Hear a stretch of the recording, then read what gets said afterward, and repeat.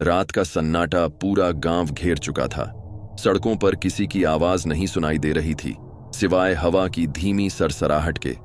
गांव के बाहर एक सुनसान हाईवे पर एक पुराना ट्रक धूल उड़ा रहा था। ट्रक की हेडलाइट्स अंधेरे में एक सीमित दायरा रोशन कर रही थीं। इसके अंदर ड्राइवर की सीट पर बैठा राजेश अपने गंतव्य की ओर बढ़ रहा था। राजेश की उम्र लगभग 40 साल थी। वह एक अनुभवी ट्रक ड्राइवर था जिसने कई सालों से इस पेशे में काम किया था। उसकी त्वचा पर उम्र और थकावट के निशान थे, लेकिन उसकी आंखों में एक अजीब सी चमक थी जो उसकी पेशेवर दक्षता और जीवन की कठिनाइयों को दर्शाती थी। रात के इस समय राजेश के लिए यह यात्रा एक सामान्य दिन का काम था। उसने कई बार इसी रास्ते पर यात्रा की थी और उसे इन सुनसान हाईवे की आदत हो गई थी। लेकिन आज कुछ अजीब था। उसे एक अजीब सा एहसास हो रहा था, जैसे कि कुछ गलत होने वाला हो। अरे, शायद थकावट का असर है, उसने खुद से कहा और अपनी आंखें झपकाईं। लेकिन उस एहसास ने उसे चैन की नींद नहीं लेने दी। उसने अपनी घड़ी की तरफ देखा। सुबह के 3 बज रहे थे। उसने बोरियत दूर करने के लिए एक पुराना गाना रेडियो पर लगाकर सुनना शुरू किया। गाना चल रहा था, लेकिन उसकी तान में एक अजीब सी खनक थी।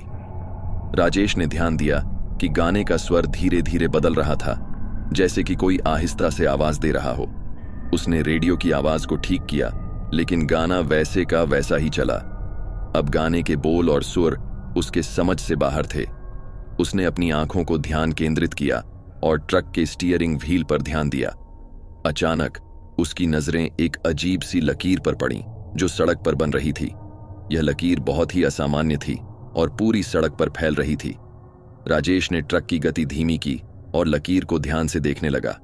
लकीर के पास पहुंचते ही राजेश ने देखा कि यह एक तरह की चमकदार सफेद लकीर थी जो सड़क के बीचों बीच चल रही थी। वह बहुत ही अजीब थी, जैसे कि किसी ने अचानक सड़क पर खून से लिखी हो। राजेश ने ट्रक को धीमा किया और सड़क की सतह को ध्यान से देखने लगा। उसके दिल की धड़कन तेज हो गई थी। फिर अचानक लकीर के पास से एक अजीब सी आवाज सुनाई दी। आवाज इतनी तेज और भयानक थी कि राजेश का दिल धड़कने लगा। वह आवाज एक गहरी कराह जैसी थी जो हवा में खो रही थी। राजेश ने ट्रक को धीरे से सड़क के किनारे खड़ा किया और बाहर देखने के लिए खिड़की खोली। सड़क पर अंधेरा था और चारों ओर घना जंगल फैला हुआ था। सड़क के किनारे की झाड़ियों में कोई हलचल नहीं हो रही थी। राजेश ने अपनी आंखों को अच्छे से स्कैन किया, लेकिन उसे कुछ भी नजर नहीं आया। उसकी सांसें थम गई थीं। उसे लगा जैसे वह किसी अनदेखी ताकत के बीच में फंस गया हो। उसने फिर से ट्रक को चलाया और लकीर को ध्यान में रखते हुए चलने लगा। लेकिन जैसे जैसे वह लकीर के पास पहुंचता गया, आवाज और भी तेज होती गई। अब राजेश को महसूस हो रहा था कि यह आवाज किसी प्रकार की चेतावनी हो सकती है, लेकिन उसे आगे बढ़ना था और वह इस विचित्र घटना को एक झूठन मानने की कोशिश कर रहा था। कुछ दूर चलने के बाद ट्रक की लाइट्स में एक धुंधला साया दिखा। वह साया एक व्यक्ति का था जो सड़क के किनारे खड़ा था। राजेश ने अपनी आंखों को छिपाकर देखा। व्यक्ति का चेहरा पूरी तरह से ढका हुआ था और वह व्यक्ति बिल्कुल खड़ा था, जैसे किसी ने उसे वहां खड़ा कर दिया हो। राजेश ने ट्रक की गति धीमी की और व्यक्ति के पास पहुंचते ही ट्रक को रोक दिया। वह व्यक्ति के पास गया और उससे पूछताछ करने की कोशिश की। भाई, सब ठीक है? उसने आवाज लगाई, लेकिन व्यक्ति की ओर से कोई प्रतिक्रिया नहीं मिली। राजेश ने व्यक्ति के पास जाकर उसकी पीठ पर हाथ रखा, लेकिन व्यक्ति ने पलट कर देखा। उसका चेहरा पूरी तरह से सफेद और घबराया हुआ था। उसकी आंखें खाली और गहरी थीं। राजेश को डर लग रहा था, लेकिन उसने हिम्मत करके पूछा, क्या आप ठीक हैं? आपको कुछ मदद चाहिए? व्यक्ति ने धीरे धीरे सिर झुका और अपनी आंखें बंद कर लीं। वह किसी जवाब के बिना वहीं खड़ा रहा। राजेश ने देखा कि व्यक्ति के हाथों में कुछ खून लगा हुआ था और उसकी पूरी बॉडी कांप रही थी। उसने तुरंत अपनी जेब से फोन निकाला और पुलिस को फोन करने का सोचा, लेकिन जैसे ही उसने फोन मिलाया, उसका सिग्नल गायब हो गया। राजेश की घबराहट और बढ़ गई।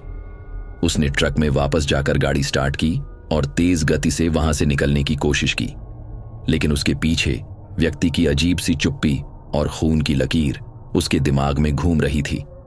अब राजेश को समझ आ रहा था कि उसकी यात्रा अब एक भयानक मोड़ पर आ गई थी। जैसे ही ट्रक ने सड़क की लकीर को पार किया, राजेश ने पीछे मुड़कर देखा। सड़क पर खड़ा व्यक्ति अब अदृश्य हो चुका था और लकीर भी धुंधली हो गई थी। लेकिन राजेश के दिल की धड़कनें तेज हो गईं। उसने फिर से अपनी घड़ी देखी। अब सुबह के 4 बज चुके थे। उसकी यात्रा अभी पूरी नहीं हुई थी और अंधेरे ने उसे और भी बेचैन कर दिया था। राजेश ने ट्रक को हाईवे पर तेज गति से चलाना जारी रखा। रात की ठंडक और अनजाने रास्तों की वजह से उसकी सिहरन बढ़ गई थी। वह बार बार पीछे मुड़कर देखता कि कहीं वह अजीब साया फिर से तो नहीं दिख रहा। उसकी आंखों में नींद की कमी और भय का एक अजीब सा मिला जुला प्रभाव था। रात का अंधेरा और भी गहरा हो गया था। राजेश ने महसूस किया कि ट्रक की हेडलाइट्स के आगे की सड़क अब पूरी तरह से काली हो गई थी। सड़क पर चलने वाले पेड़, झाड़ियां और चट्टानें जैसे पूरी तरह से अंधेरे में समा गई थीं। ट्रक की लाइट्स की चमक अब एक घनी धुंध को चीरते हुए देख रही थी।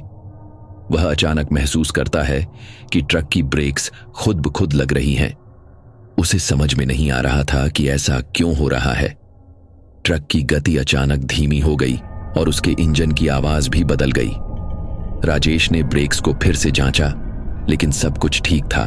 ट्रक एक खड़ी चढ़ाई पर रुक गया था और अब उसका इंजन धीरे धीरे बंद हो रहा था।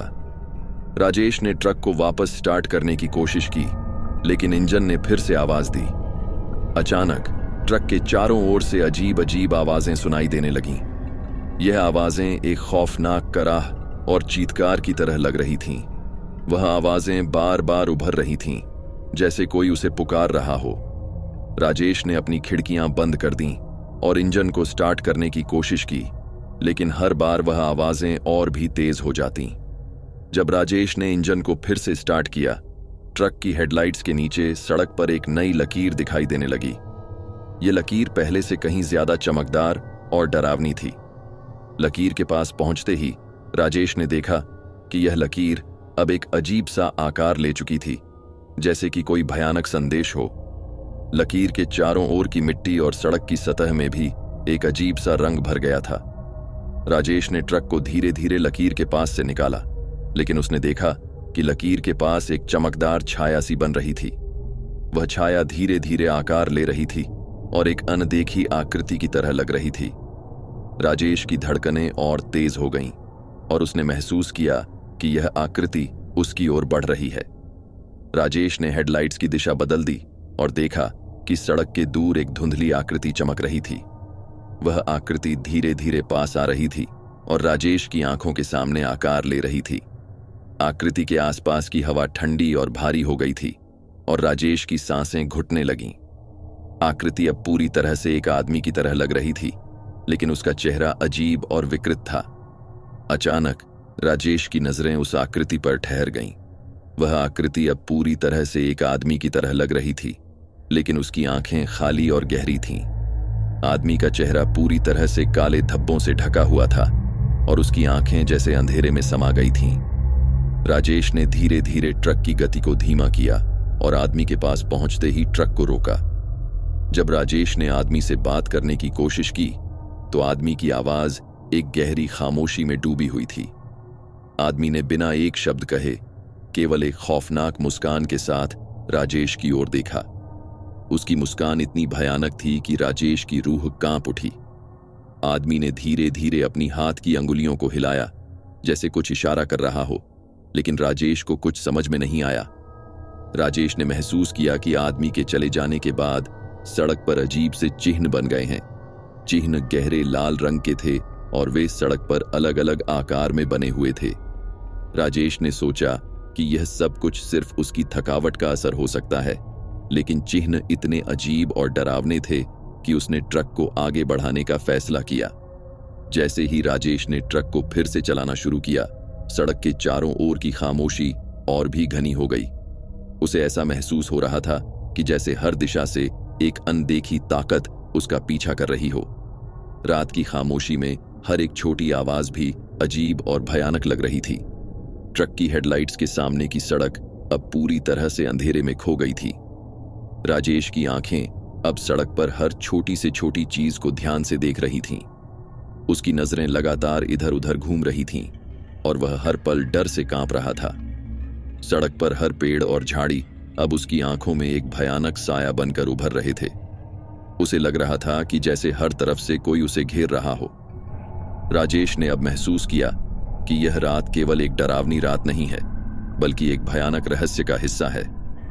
उसने सोचा कि शायद वह किसी अनदेखी ताकत के संपर्क में आ गया है जो उसे अपनी ओर खींच रही है। ट्रक की गति धीरे धीरे बढ़ाते हुए उसने रात की इस खामोशी को तोड़ने की कोशिश की, लेकिन अंधेरे में हर आवाज और दृश्य अब और भी भयावह लग रहे थे। राजेश की घबराहट और बेचैनी बढ़ गई थी। ट्रक की लाइट्स की चमक में सड़क पर अजीब चिन्ह और घटनाएं उसे लगातार परेशान कर रही थीं। रात की खामोशी और सड़क पर बने अजीब चिन्ह ने उसके दिल की धड़कन को और तेज कर दिया था। राजेश ने अब तक की घटनाओं को समझने की कोशिश की, लेकिन हर बार उसे एक नई समस्या का सामना करना पड़ रहा था। राजेश ने अपनी घड़ी देखी। रात के 4 बज चुके थे और अंधेरा अब भी गहराता जा रहा था। उसने सोचा कि अगर वह जल्दी से अपने गंतव्य तक पहुंच जाए तो शायद उसे और परेशानियों का सामना न करना पड़े। उसने ट्रक की गति को बढ़ाया और सड़क पर तेजी से आगे बढ़ने लगा, लेकिन जैसे जैसे वह आगे बढ़ता गया सड़क पर एक अजीब सा सन्नाटा फैलता गया। अचानक राजेश ने देखा कि सड़क के बीचों बीच एक अजीब सा यात्री खड़ा है। यात्री की छवि धुंधली थी और उसकी ऊंचाई और आकृति अब पूरी तरह से साफ हो चुकी थी। यात्री का चेहरा पूरी तरह से ढका हुआ था और उसके कपड़े गंदे और फटे हुए थे। वह यात्री एक हाथ में एक पुराना बैग पकड़े हुए था और दूसरी हाथ में एक लाठी जैसी चीज थी। राजेश ने ट्रक को धीमा किया और यात्री के पास पहुंचते ही ट्रक को रोक दिया। राजेश ने यात्री से पूछने की कोशिश की, भाई सब ठीक है, आपको कहीं जाना है? लेकिन यात्री ने बिना एक शब्द कहे केवल एक खौफनाक मुस्कान के साथ राजेश की ओर देखा। यात्री की मुस्कान इतनी भयानक थी कि राजेश का दिल धड़कने लगा। यात्री ने धीरे धीरे बैग से एक पुराना लिफाफा निकाला और उसे राजेश की ओर बढ़ाया। राजेश ने लिफाफा को ध्यान से देखा। वह लिफाफा पुराना और घिसा हुआ था और उसके ऊपर कोई नाम या पता नहीं लिखा था। लिफाफा खोलते ही राजेश ने देखा कि इसके अंदर एक पुराना फोटो था। फोटो में एक पुराना ट्रक और उसके चारों ओर खड़ा एक आदमी था। आदमी का चेहरा पहचान में नहीं आ रहा था, लेकिन ट्रक की पहचान राजेश को साफ दिख रही थी। यह ट्रक बिल्कुल वही था जिस पर वह अब यात्रा कर रहा था। यात्री ने धीरे धीरे बैग में से एक पुराना नोट निकाला और राजेश की ओर बढ़ाया। नोट पर कुछ लिखा हुआ था, लेकिन लफ्ज धुंधले और बेतरतीब थे। राजेश ने नोट को ध्यान से पढ़ने की कोशिश की, लेकिन शब्द अस्पष्ट और अजीब लग रहे थे। यात्री ने नोट के साथ एक पुरानी चाबी भी दी, जो पूरी तरह से जंगली और गंदी थी। राजेश ने नोट और चाबी को ध्यान से देखा और यात्री से सवाल पूछने की कोशिश की, लेकिन जैसे ही उसने देखा, यात्री अचानक गायब हो गया। ट्रक की लाइट्स के सामने अब केवल एक खाली सड़क थी और यात्री का कोई निशान नहीं था। राजेश ने ट्रक की खिड़की से बाहर झांक कर देखा, लेकिन वहां केवल अंधेरा और सुनसान सड़क थी। राजेश ने ट्रक को फिर से स्टार्ट किया और तेज गति से चलाना शुरू किया। उसकी आंखें अब सड़क पर हर छोटी से छोटी चीज को ध्यान से देख रही थीं। ट्रक की हेडलाइट्स के सामने सड़क पर अजीब से आकृतियां और छायाएं बन रही थीं। राजेश ने महसूस किया कि अंधेरे में सड़क पर कुछ भी साफ नहीं था। हर एक पेड़, झाड़ी और चट्टान अब उसकी आंखों में एक भयानक साया बनकर उभर रहे थे। जैसे ही ट्रक ने एक मोड़ लिया, राजेश ने देखा कि सड़क पर एक पुराना रेस्टर दिखाई दे रहा था। रेस्टर की खिड़कियां टूटी हुई थीं और उसके अंदर की स्थिति पूरी तरह से एक खंडहर जैसी थी। राजेश ने सोचा कि वह यहां रुककर आराम कर सकता है, लेकिन उसे यह भी महसूस हो रहा था कि रेस्टर का खंडहर होना भी एक डरावनी बात हो सकती है। राजेश ने ट्रक को रेस्टर के बाहर पार्क किया और रेस्टर के अंदर जाकर देखा। अंदर का माहौल बेहद खौफनाक था। दीवारें ढह चुकी थीं और फर्श पर अजीब से खून के धब्बे थे। रेस्टर के अंदर की ठंडी हवा और खामोशी ने राजेश को और भी डरावना महसूस कराया। उसने रेस्टर की हर कोने को ध्यान से देखा, लेकिन वहां कोई भी नहीं था।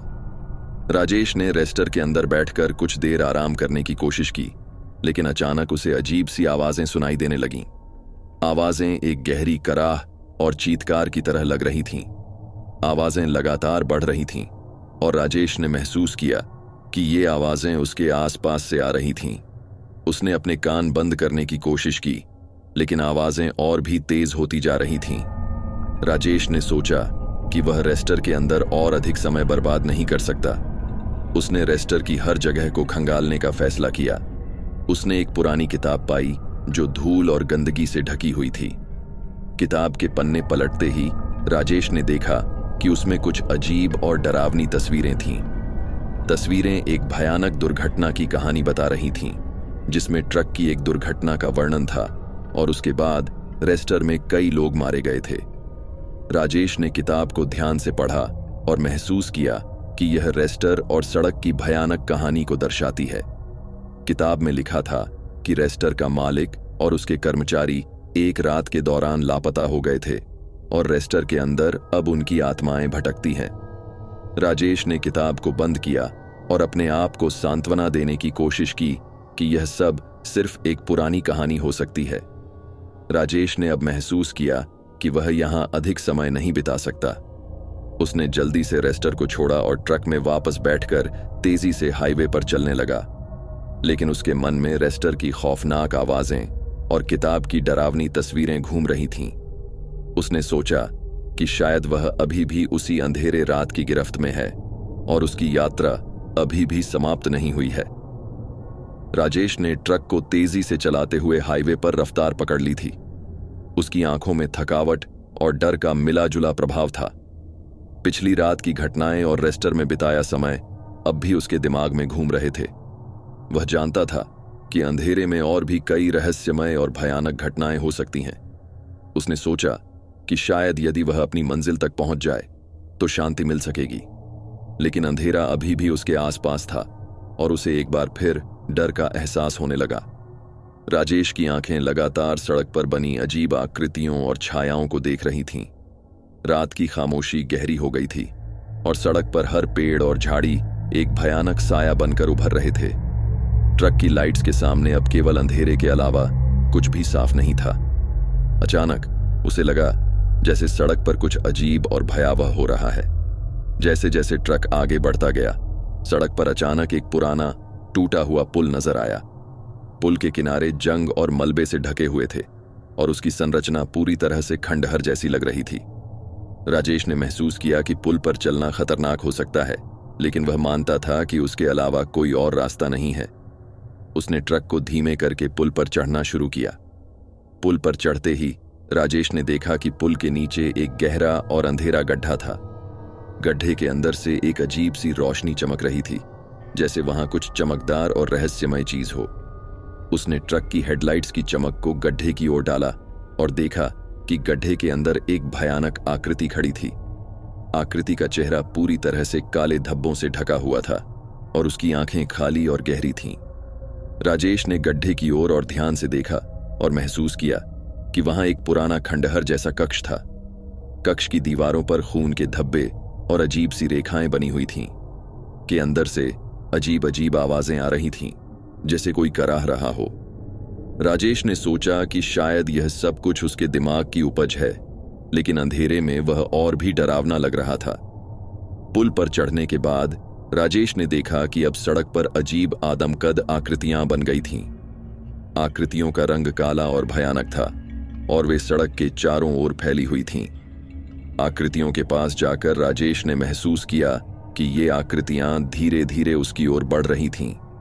उसने ट्रक को तेजी से चलाना शुरू किया और आकृतियों से दूर जाने की कोशिश की, लेकिन वे लगातार उसकी ओर बढ़ रही थीं। जैसे ही राजेश ने ट्रक की गति बढ़ाई, उसने देखा कि सड़क पर एक भयानक झांकी उभर रही थी। झांकी एक पुराने गांव की थी, जो पूरी तरह से खंडहर और उजाड़ था। गांव के घरों की दीवारें टूटी हुई थीं और वहां एक अजीब सी शांति छाई हुई थी। राजेश ने सोचा कि वह शायद यहां रुककर कुछ जानकारी जुटा सकता है, लेकिन जैसे ही उसने ट्रक को गांव के पास रोका, वह महसूस करने लगा कि गांव में कुछ अजीब हो रहा है।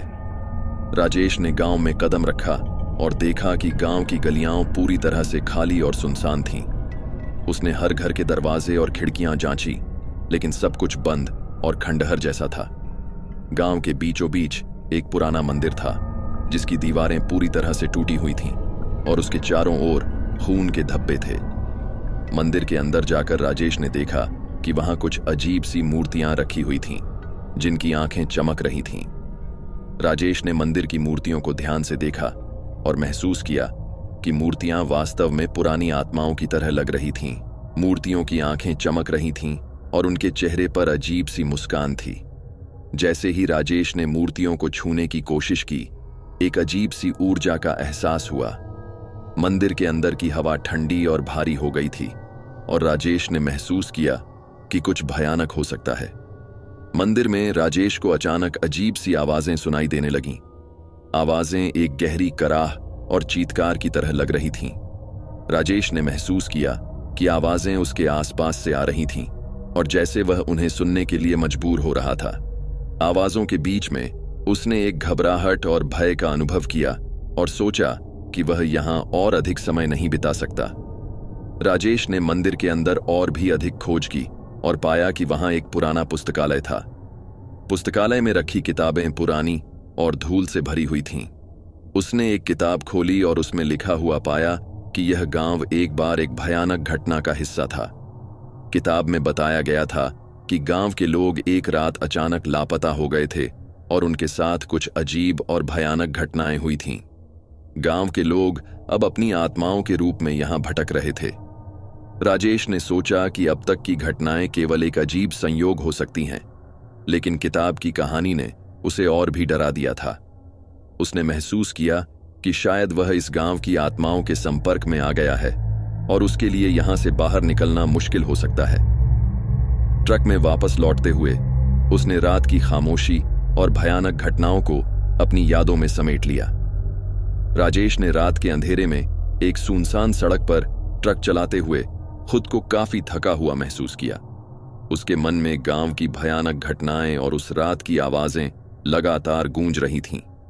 वह जानता था कि उसकी यात्रा अभी खत्म नहीं हुई है और हर मोड़ पर उसे नई मुसीबत का सामना करना पड़ सकता है।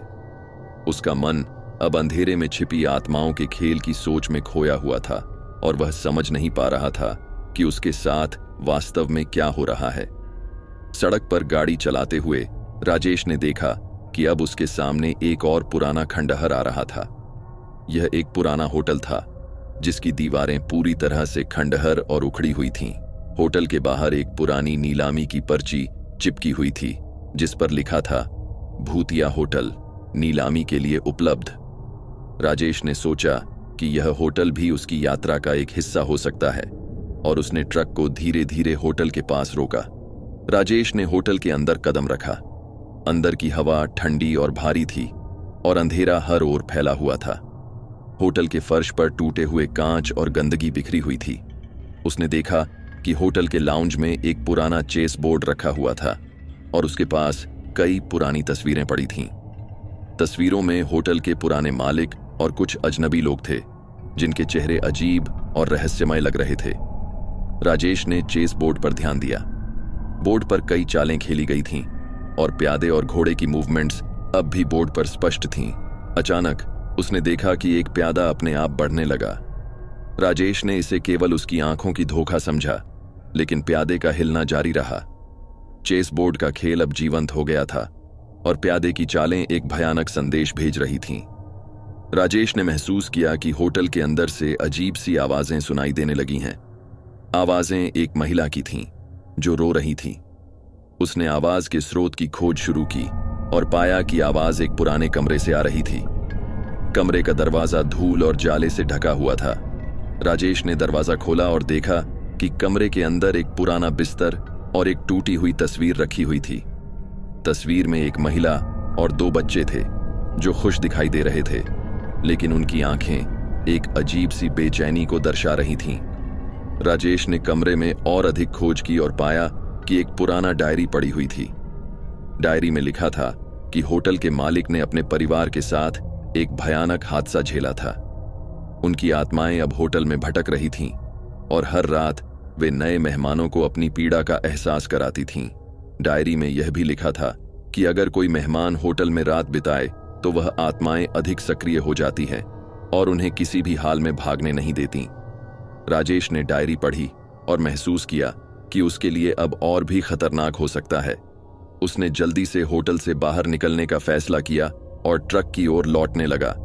लेकिन जैसे ही वह होटल के बाहर आया, उसने देखा कि बाहर एक धुंध छा गई थी। धुंध के बीच में अजीब आकृतियां और चिन्ह उभरने लगे थे। वह जानता था कि अब यहां से निकलना और भी मुश्किल हो सकता है। राजेश ने ट्रक को स्टार्ट किया और धुंध के बीच से निकलने की कोशिश की, लेकिन धुंध के बीच में उसे कई आत्माएं दिखाई देने लगीं। आत्माएं उसकी ओर बढ़ रही थीं और उनकी आंखों में गहरी पीड़ा और निराशा थी। आत्माओं के रोने और चीत्कार की आवाजें लगातार सुनाई दे रही थीं और उनका दर्द राजेश के दिल में गहराई से समा गया था। धुंध में ट्रक की रफ्तार धीमी हो गई थी और सड़क के किनारे कोई भी संकेत या चिन्ह दिखाई नहीं दे रहा था। राजेश ने महसूस किया कि वह कहीं खो गया है और धुंध के बीच में अब केवल भयानक आवाजें और अजीब आकृतियां थीं। उसने ट्रक को धीमा किया और धुंध के बीच से एक रास्ता ढूंढने की कोशिश की, लेकिन हर ओर केवल अंधेरा और खौफनाक माहौल था। धुंध के बीच में राजेश ने अचानक एक अजीब सा चिन्ह देखा। चिन्ह सड़क के बीचों बीच बना हुआ था और उसके चारों ओर खून के धब्बे थे। चिन्ह की आकृति एक पुरानी संस्कृत में लिखी गई थी और उसमें एक अजीब सी चेतावनी थी। राजेश ने चिन्ह के पास जाकर देखा कि उस पर लिखा था, जो भी यहां आएगा उसकी आत्मा बंधी रहेगी। यह चेतावनी पढ़ते ही राजेश की धड़कनें और भी तेज हो गईं। राजेश ने समझा कि अब वह एक बहुत ही खतरनाक स्थिति में है। धुंध के बीच से निकलने की कोशिश करते हुए उसने ट्रक की रफ्तार को बढ़ाया और सड़क पर एक रास्ता खोजने की कोशिश की, लेकिन धुंध के बीच में अजीब और भयानक घटनाएं लगातार हो रही थीं। आत्माएं अब उसके चारों ओर थीं और उनकी पीड़ा और चीत्कार लगातार बढ़ रही थी। राजेश ने महसूस किया कि वह अब भी उसी अंधेरे रात की चपेट में है और उसे किसी भी कीमत पर बाहर निकलना होगा। राजेश की रात का अंधेरा अब उसके मन के सबसे गहरे कोनों में घुस चुका था।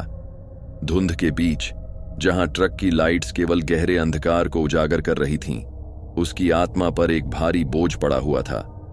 उसकी आंखें थकावट और डर के साथ लदी हुई थीं और हर मोड़ पर उसे अनजाने खतरे का सामना करना पड़ रहा था। वह जानता था कि अगर उसने अपनी सतर्कता नहीं बढ़ाई तो उसके लिए वापसी की कोई उम्मीद नहीं होगी। धुंध ने पूरी तरह से सड़क को ढक लिया था और राजेश की दृष्टि को कमजोर कर दिया था। ट्रक की लाइट्स ने बस धुंध के मोटे परत को भेदते हुए एक संकीर्ण रास्ता उजागर किया। सड़क पर बने खड्डे और दरारें अब और भी खतरनाक लगने लगी थीं। राजेश ने ट्रक की गति को धीमा कर दिया और सतर्कता से गाड़ी चलाने की कोशिश की। उसके मन में हर पल यही सवाल था कि क्या वह सुरक्षित घर पहुंच पाएगा या नहीं। धुंध में चलाते समय राजेश ने अचानक एक अजीब और भयानक आवाजें सुननी शुरू की। आवाजें बिल्कुल अलग थीं, जैसे किसी पुराने सदी की यंत्रणा। वह सोचने लगा कि शायद यह उसकी थकावट और मानसिक तनाव का परिणाम हो, लेकिन आवाजें अब भी लगातार बढ़ रही थीं। इन आवाजों के बीच में उसने एक कराह और चीखें सुननी शुरू की जो उसकी आत्मा को कंपा रही थीं। कुछ समय बाद राजेश ने देखा कि धुंध की चादर के बीच में एक अजीब सा स्थल उभर रहा था। यह एक पुराना खंडहर जैसा गांव था। गांव की गलियां, घर और मैदान सब कुछ अब काले धुएं में ढके हुए थे। वह जानता था कि यह जगह पहले नहीं थी और यह अचानक कहीं से उभर आई थी। उसने ट्रक को रोकने का निर्णय लिया और गांव की ओर बढ़ने लगा। गांव में कदम रखते ही राजेश ने महसूस किया कि वहां एक अजीब सी ठंडक छाई हुई थी। गांव की गलियां पूरी तरह से खाली थीं और हर घर का दरवाजा बंद था। उसने देखा कि हर घर के सामने एक लाल रंग की मोमबत्ती रखी हुई थी जो झूल रही थी। मोमबत्तियां एक रहस्यमय सी रोशनी दे रही थीं और उन्होंने गांव की अजीब सी शांतता को और भी गहरा बना दिया था। राजेश ने गांव के केंद्र में स्थित एक पुराने कक्ष की ओर बढ़ने का फैसला किया।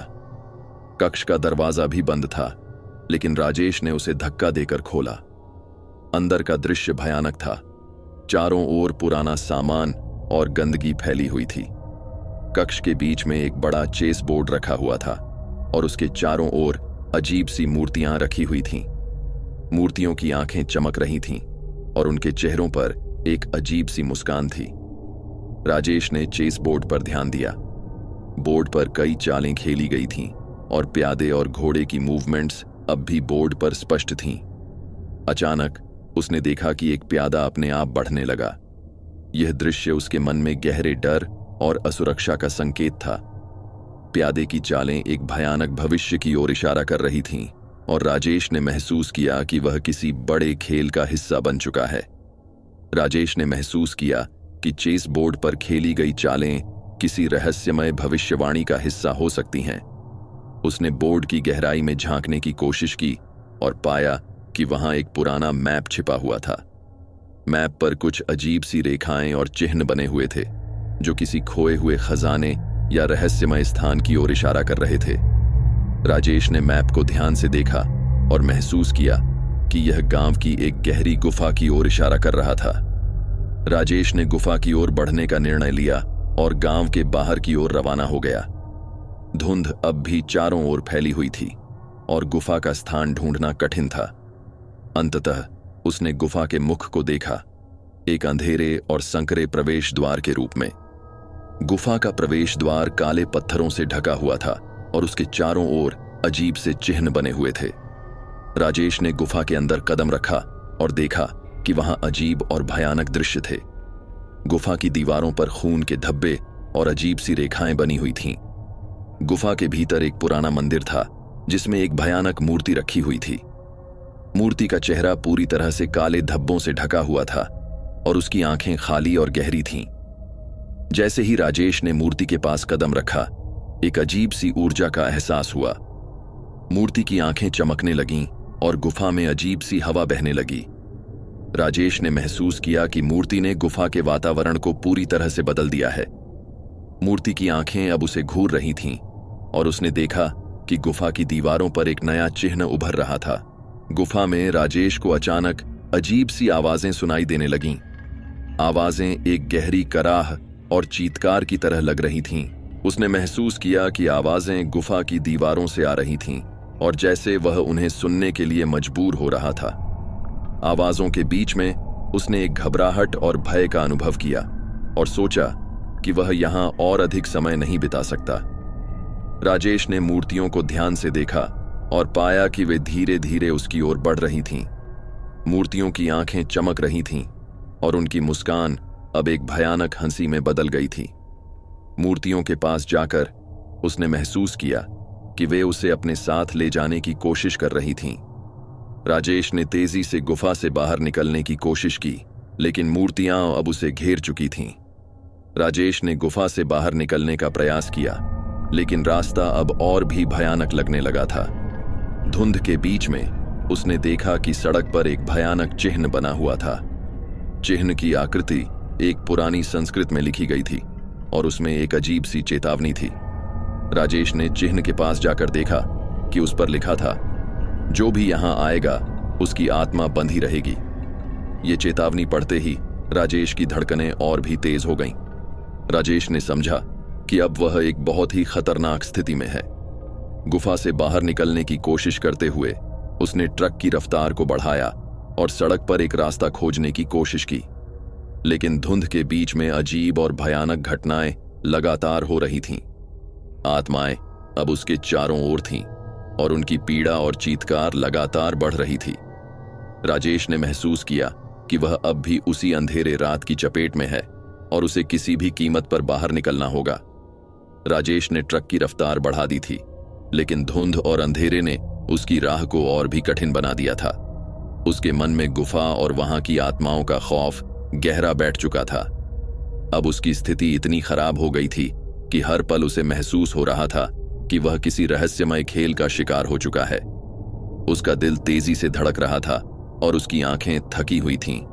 अब वह नहीं जानता था कि उसके सामने कौन सी नई चुनौती होगी। ट्रक चलाते समय राजेश ने देखा कि धुंध अब और भी घनी हो गई थी। सड़क पर अब कुछ भी स्पष्ट नहीं दिख रहा था। ट्रक की लाइट्स ने सिर्फ अंधेरे को और अधिक गहरा किया। अचानक उसने महसूस किया कि उसकी चारों ओर अजीब सी हलचल होने लगी थी। उसे लगा जैसे कुछ पारदर्शी आकृतियां उसके ट्रक के आसपास घूम रही हैं। उन आकृतियों के पास से गुजरते समय उसने महसूस किया कि उसके शरीर में ठंडी लहरें दौड़ रही थीं। धुंध के बीच राजेश ने अचानक सड़क पर एक रहस्यमय संकेत देखा। संकेत पर लिखा था, जो भी इस सड़क पर चलेगा उसकी आत्मा बंधी रहेगी। संकेत का रंग चमकदार था और उसकी रोशनी ने रात के अंधेरे में एक भयानक सा माहौल बना दिया था। राजेश ने संकेत को ध्यान से देखा और महसूस किया कि यह चेतावनी अब और भी गंभीर हो सकती है। राजेश ने ट्रक को धीरे धीरे चलाना शुरू किया और सड़क के किनारे एक पुराने खंडहर की ओर देखा। खंडहर में अजीब सी चमक और रहस्यमय रोशनी थी।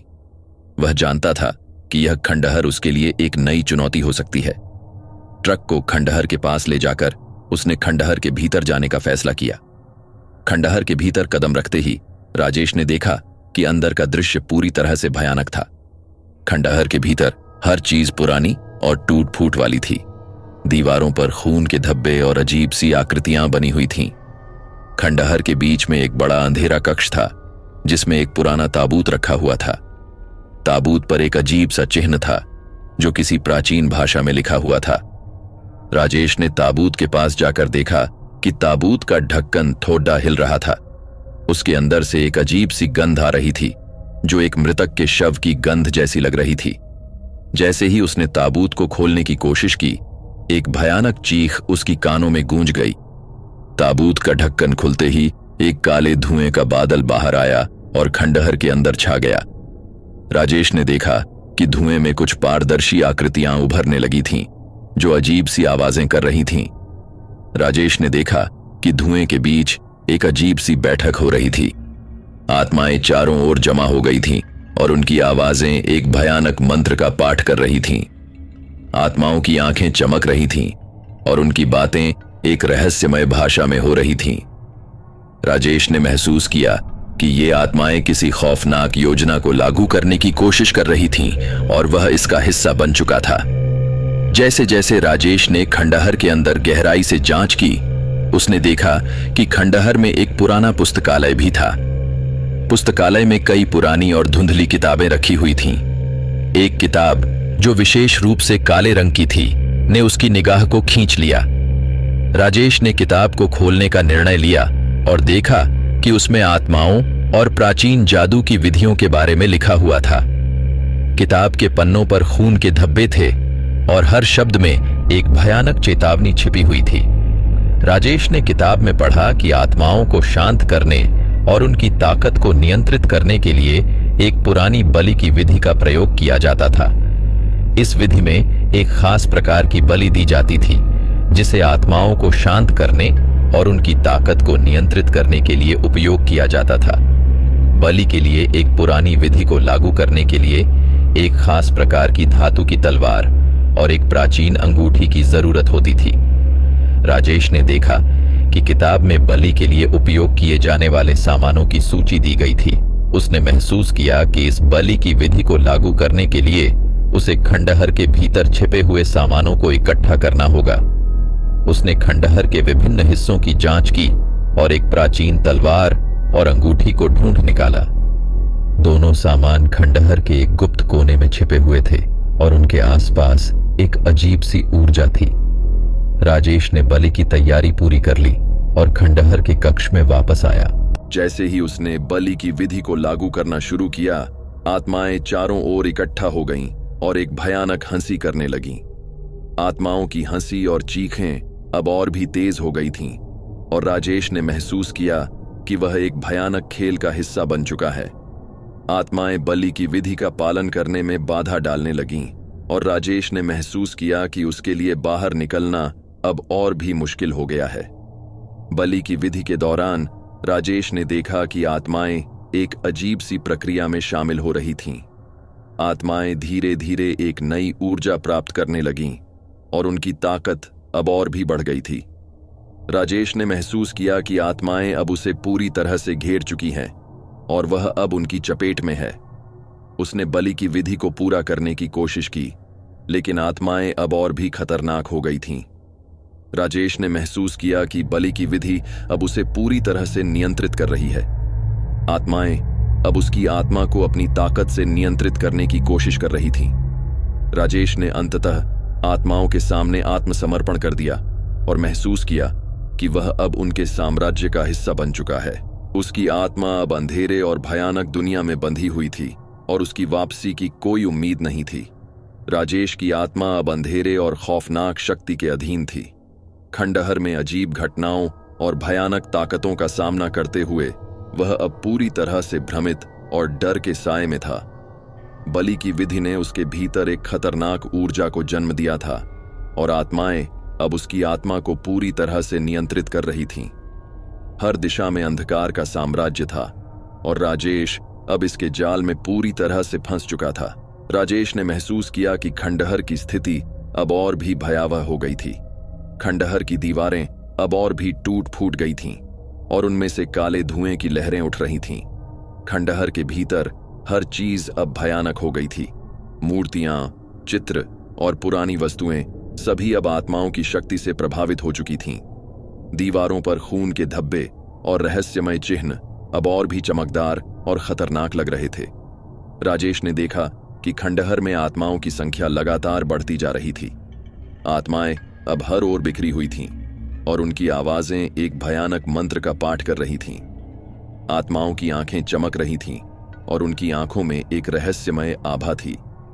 राजेश ने महसूस किया कि आत्माएं अब उसे एक विशेष लक्ष्य की ओर ले जा रही थीं। उन्होंने उसे एक पुरानी पुस्तक की ओर इशारा किया जो खंडहर के एक कोने में रखी हुई थी। राजेश ने पुस्तक को ध्यान से देखा और पाया कि वह एक पुरानी और धुंधली किताब थी। किताब का कवर काले रंग का था और उस पर अजीब सी आकृतियां बनी हुई थीं। उसने किताब को खोलने का निर्णय लिया और देखा कि उसमें आत्माओं और प्राचीन जादू की विधियों के बारे में लिखा हुआ था। किताब के पन्नों पर खून के धब्बे थे और हर शब्द में एक भयानक चेतावनी छिपी हुई थी। राजेश ने किताब में पढ़ा कि आत्माओं को नियंत्रित करने के लिए एक खतरनाक जादू की विधि का उपयोग किया जाता है। इस विधि में एक खास प्रकार की बलि दी जाती थी जिसे आत्माओं की ताकत को नियंत्रित करने के लिए उपयोग किया जाता था। किताब में लिखा था कि इस विधि को लागू करने के लिए एक विशेष प्रकार की धातु की तलवार और एक प्राचीन अंगूठी की जरूरत होती थी। राजेश ने खंडहर के भीतर तलवार और अंगूठी को खोजने का निर्णय लिया। उसने खंडहर के विभिन्न हिस्सों की जांच की और अंततः एक प्राचीन धातु की तलवार और अंगूठी को ढूंढ निकाला। तलवार की धार तेज थी और अंगूठी पर अजीब सी जड़ी बूटी बनी हुई थी। दोनों सामान अब खंडहर के एक गुप्त कोने में छिपे हुए थे और उन्होंने एक खतरनाक ऊर्जा उत्पन्न की थी। राजेश ने तलवार और अंगूठी को लेकर खंडहर के कक्ष में वापसी की।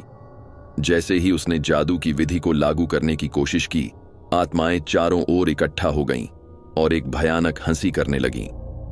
आत्माओं की हंसी और चीखें अब और भी तेज हो गई थीं और राजेश ने महसूस किया कि आत्माएं उसकी आत्मा को पूरी तरह से नियंत्रित करने की कोशिश कर रही थीं।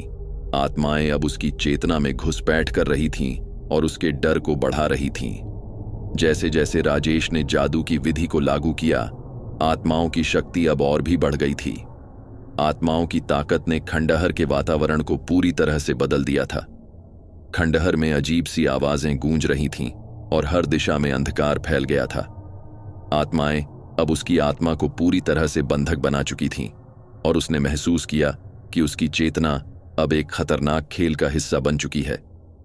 राजेश ने महसूस किया कि अब वह अंधेरे और खौफनाक साम्राज्य का हिस्सा बन चुका है। आत्माएं अब उसे पूरी तरह से नियंत्रित कर रही थीं और उसकी आत्मा अब उनके साम्राज्य में बंधी हुई थी। आत्माओं ने राजेश को एक भयानक भविष्यवाणी सुनाई जिसमें कहा गया था कि उसकी आत्मा अब हमेशा के लिए अंधेरे में बंधी रहेगी। राजेश ने महसूस किया कि उसकी वापसी की कोई उम्मीद नहीं है और उसकी आत्मा अब अंधेरे के खौफनाक साम्राज्य में फंस चुकी है। जैसे जैसे रात का अंधेरा और गहरा हुआ, राजेश ने महसूस किया कि आत्माओं की शक्ति अब और भी बढ़ गई थी। आत्माएं उसकी आत्मा को पूरी तरह से नियंत्रित कर रही थीं और उसे अंधेरे में बंधा हुआ महसूस हो रहा था। राजेश ने अपनी आत्मा को पूरी तरह से खो दिया और महसूस किया कि वह अब एक खतरनाक और खौफनाक दुनिया का हिस्सा बन चुका है। उसकी वापसी की कोई उम्मीद नहीं थी और उसकी आत्मा अब हमेशा के लिए अंधेरे में बंधी हुई थी। राजेश की आत्मा अब अंधेरे के गहराई में पूरी तरह से फंस चुकी थी। खंडहर का वातावरण अब एक भयावह भयानकता को उजागर कर रहा था। आत्माएं उसकी हर सांस और हर धड़कन को महसूस कर रही थीं, और उसने देखा कि खंडहर की दीवारें अब उसकी आत्मा को पूरी तरह से निगल रही थीं। अंधकार और रहस्यमय शक्तियां अब उसकी चेतना को पूरी तरह से नियंत्रित कर रही थीं। राजेश ने देखा कि आत्माएं अब एक विशेष प्रकार की ध्वनि उत्पन्न कर रही थीं। उनकी आवाजें एक भयानक गूंज के रूप में सुनाई दे रही थीं, जो उसके कानों में अजीब सी चीखों और फुसफुसाहटों के साथ मिल रही थीं। आत्माएं अब एक रहस्यमय संवाद कर रही थीं, जो उसकी चेतना को और भी गहराई में धकेल रही थी। उन्होंने देखा कि आत्माओं की आंखों में अब एक खतरनाक आभा थी, जो उनके इरादों को और भी भयानक बना रही थी। राजेश ने महसूस किया कि खंडहर में एक रहस्यमय तंत्र स्थापित किया गया था। तंत्र के चारों ओर अजीब सी रेखाएं और चिन्ह बने हुए थे, जो आत्माओं की शक्ति को निर्देशित कर रहे थे। तंत्र के केंद्र में एक पुराना ताबूत रखा हुआ था, जो एक अजीब सी ऊर्जा से घिरा हुआ था। राजेश ने महसूस किया कि ताबूत अब उसकी आत्मा को पूरी तरह से निगलने की कोशिश कर रहा था, और उसने ताबूत को खोलने का निर्णय लिया। जब राजेश ने ताबूत को खोला तो उसने देखा कि उसके अंदर एक अजीब सा जीवित शरीर था। शरीर पूरी तरह से सूखा और काला हो चुका था, और उसकी आंखें अब एक भयानक चमक के साथ चमक रही थीं। शरीर का चेहरा एक भयानक गुस्से और दुख की भावना को व्यक्त कर रहा था।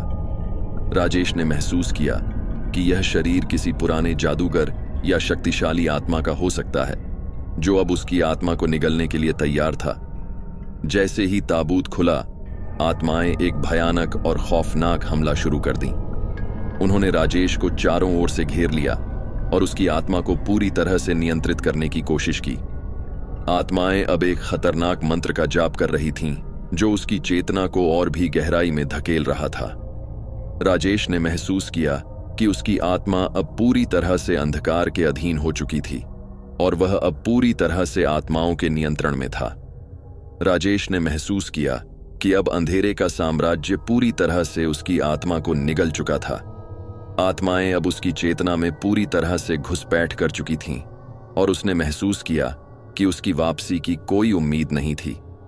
अंधेरे की गहराई अब इतनी अधिक हो चुकी थी कि वह अब पूरी तरह से बंध चुका था। उसने महसूस किया कि उसकी आत्मा अब हमेशा के लिए अंधकार के खौफनाक साम्राज्य में फंस चुकी है। अंततः राजेश ने अपनी आत्मा को पूरी तरह से खो दिया और महसूस किया कि उसकी यात्रा अब समाप्त हो चुकी है। उसने देखा कि खंडहर के भीतर एक नई शक्ति उत्पन्न हो रही थी, जो आत्माओं की ताकत को और भी बढ़ा रही थी। उसकी आत्मा अब एक भयानक और खौफनाक दुनिया का हिस्सा बन चुकी थी, और उसने महसूस किया कि वह अब हमेशा के लिए अंधेरे में बंधी हुई है। अंधेरे के साम्राज्य में राजेश की आत्मा अब एक नए खेल का हिस्सा बन चुकी थी। आत्माएं अब उसकी आत्मा को अपनी ताकत के रूप में उपयोग कर रही थीं, और उसने महसूस किया कि वह अब एक भयानक और खौफनाक भविष्यवाणी का शिकार हो चुका है। उसकी आत्मा अब अंधकार के खौफनाक साम्राज्य में हमेशा के लिए बंधी हुई थी, और उसकी वापसी की कोई उम्मीद नहीं थी।